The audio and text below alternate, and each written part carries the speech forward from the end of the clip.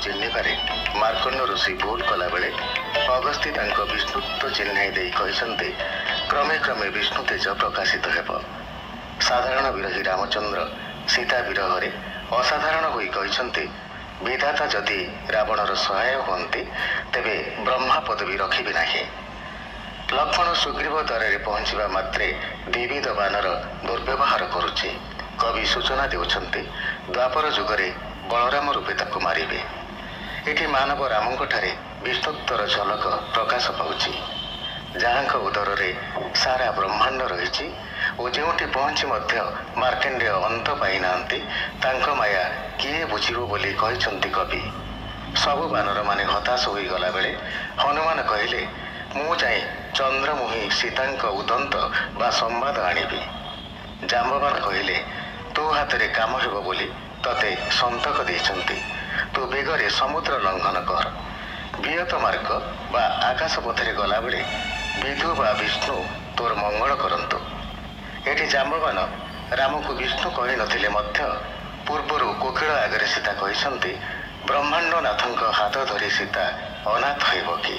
हनुमान मैनाक पर्वत विश्राम करिबारु ताहा पाताल को चलीगला। राहु माता सिंहिका तांको गिड़ी देला ओ से ता पेट को दारी बा विदारण करी बाहरिले। सर्प मानक माता कद्रु विघ्न सृष्टि करने को बसी देवता मानक वचन मानि शेष छाड़ी चलीगले। निजर पुत्र सर्प मानक राम असल परिचय दे कहले ये विष्णु शंख चक्र परिवर्ते धनु धरिछन्ति। विपत्ति बा पक्षीराज गरुड़ रूपरे ए हरि बा मर्कट रामंक कार्य जाउछि।